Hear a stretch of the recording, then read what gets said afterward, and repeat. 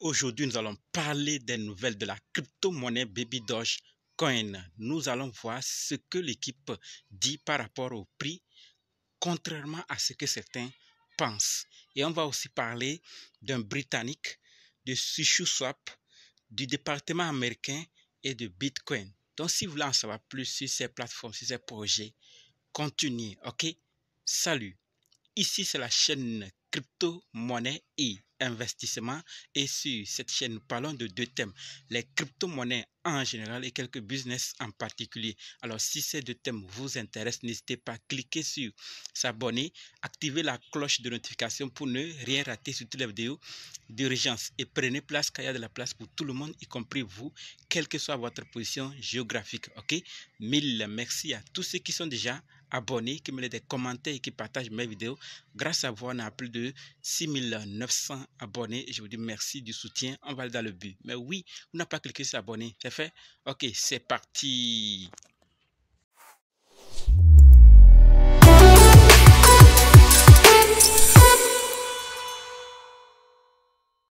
Alors, si toi qui me suis actuellement, tu veux savoir comment analyser, comment acheter, comment vendre, comment sécuriser une crypto-monnaie, alors sache que tu es au très bon endroit, car il y a une formation disponible pour toi qui peut t'aider à le faire toi-même.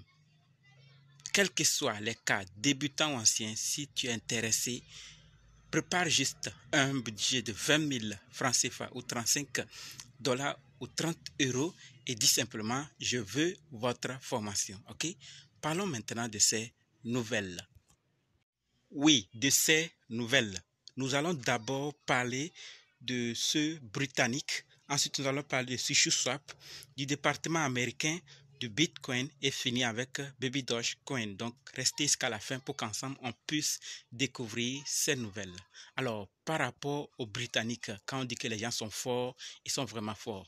La nouvelle, c'est que un Britannique plaide coupable pour avoir piraté des comptes de célébrités sur Twitter et tenté de voler de grandes quantités de Bitcoin en 2020.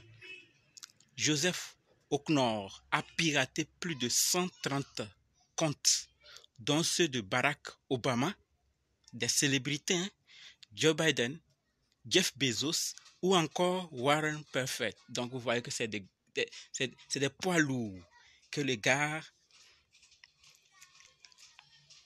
plaident coupables pour avoir piraté. Vous voyez? Et on nous dit également qu'on estime que 350 millions d'utilisateurs de Twitter ont vu ces tweets suspects pour un préjudice de plus de 794 000 dollars. Des milliers d'entre eux ont été victimes d'une escroquerie, croyant qu'un don de crypto-monnaie était réel. Donc il a utilisé en disant non, c'est un don, c'est pour ceci. Et les hommes ont cru, pensant qu'ils sont en train de faire un don réel, alors qu'en réalité, ils sont en train de subir une escroquerie pas possible. Donc le gars est en train de plaider coupable actuellement et on ne sait pas à quoi ça va finir, où est-ce que ça va finir, mais et la nouvelle est là pour qu'ensemble on puisse remarquer que même sur Twitter, on peut aussi nous avoir. Donc, sachons réagir avec les messages, liens ou quoi que ce soit que nous interagissons sur Twitter. Tout n'est pas vrai. Ok? Deuxième nouvelle, nous allons maintenant parler de SushiSwap. La nouvelle, c'est que SushiSwap change le logo de son site web pour le logo du meme coin PP, comme nous le voyons ici. Qu'est-ce qui se passe avec PP? Nul ne sait, mais ce projet est en train de vraiment prendre du feu partout.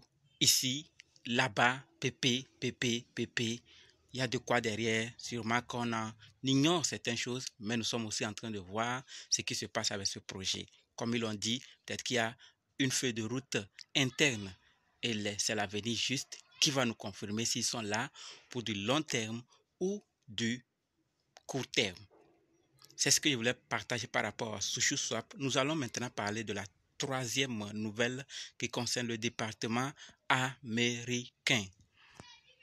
Oui, le département américain. Et ce qu'il faut savoir, c'est que le département américain de la justice a saisi 112 millions de dollars en crypto à des adresses liées à des scams. Vous voyez, ça, c'est ce qui rassure à certaines personnes. Donc, ceux qui sont venus pour scammer là, on a eu à les saisir. Donc, si ça arrivait dans l'ensemble, vous voyez que certains ne vont plus venir pour jouer avec l'écosystème des crypto-monnaies. Des juges des États d'Arizona, d'Idaho et de la Californie ont délivré au moins 6 mandats distincts pour la saisie de crypto. Donc, c'est vraiment très chaud aux États-Unis. Donc, au moins si dans ce secteur, c'est tellement chaud comme ça, c'est mieux. Mais c'est lorsque ça va avec des plateformes, aujourd'hui, telle plateforme attaquée par telle, c'est là que c'est inquiétant. Mais quand c'est du côté des scammers, bon, ça rassure quand même certaines personnes. Et c'est ce que d'autres, je l'avais déjà dit, attendent pour intégrer le monde des crypto-monnaies, la réglementation et les lois pour vraiment sauver les gens des fonds qui ne cessent de partir au jour le jour. Et on nous dit aussi que les victimes ont été incitées à investir une grande partie de leur économie dans de faux projets numériques. Dans cette affaire, la division Phoenix du FBI a identifié au moins 69 victimes dont les pertes sont estimées à au moins 33,9 millions de dollars. Fait des calculs. C'est qu'on a pu scammer, retirer de la main des gens en leur promettant un investissement plus rentable dans tel ou tel projet. Et on les a soutirés 33, estimés à au moins 33,9 millions de dollars. Donc ça peut dépasser cela. C'est énorme. Donc si les hommes doivent venir pour perdre beaucoup d'argent comme ça, pourquoi venir encore? Vous voyez que ça salit l'écosystème des crypto-monnaies et ce n'est pas bon. À quelque part, il faut ces régulateurs pour vraiment assainir le milieu, pour que ça puisse encore être plus intéressant comme au début pour le Bitcoin et certains projets du début. Alors, après ça, nous allons maintenant passer à la nouvelle du Bitcoin. Dites-moi ce que vous pensez par rapport à cette information. Et aussi, certains savent, mais négligent ou disent que c'est de l'arnaque. Donc, nous qui avons et savons les avantages qui sont derrière et aussi la demande, il faut qu'on sache aussi se prendre pour que l'avenir ne nous surprenne pas. Alors, maintenant, nous allons parler de Baby Dogecoin. La toute première nouvelle concerne les frais de 0% sur Ethereum. Donc, ce qu'il faut savoir, on est à quelques jours seulement de 0% de frais sur Ethereum. Donc, ça va commencer. En moins de 4 jours, ça va commencer. Donc, si vous n'êtes pas informé, maintenant que vous êtes informé, préparons-nous. Deuxième nouvelle concerne C14. Et ce qu'il faut savoir, c'est que nous sommes associés à Baby Dogecoin. Donc, ils disent à leur communauté et bref, à nous tous, vous pouvez acheter Baby Dogecoin avec Fiat maintenant en utilisant C14. Donc, ceux qui utilisaient ou ceux qui savent mais n'utilisaient pas, et ceux aussi qui ne savent pas plus sur C14, allez encore découvrir la plateforme et si possible, commencer à acheter Baby Dogecoin comme l'équipe nous fait savoir à travers ce message. OK? Troisième nouvelle, nous allons parler du site. Et ce qu'il faut savoir, c'est que l'équipe nous dit, nous avons un nouveau design de site web à venir et quelques nouvelles fonctionnalités intéressantes. Donc, l'équipe est en train de nous préparer un nouveau design de site web et quelques fonctionnalités qui vont bientôt arriver. La quatrième et la dernière nouvelle concernant Baby Doge nous parle de la relation ou de l'effet que les burns peuvent avoir sur le prix ou pas. Alors, comme nous le voyons ensemble, l'équipe nous dit notre communauté doit être consciente que l'épuisement de l'approvisionnement non circulant, peu importe sur la chaîne BNB ou Ethereum, n'a aucun effet positif sur le prix. On le dit toujours que les burns peuvent avoir l'effet ou pas. D'accord? Et pour certains, c'est lointain. Et ce n'est pas tout.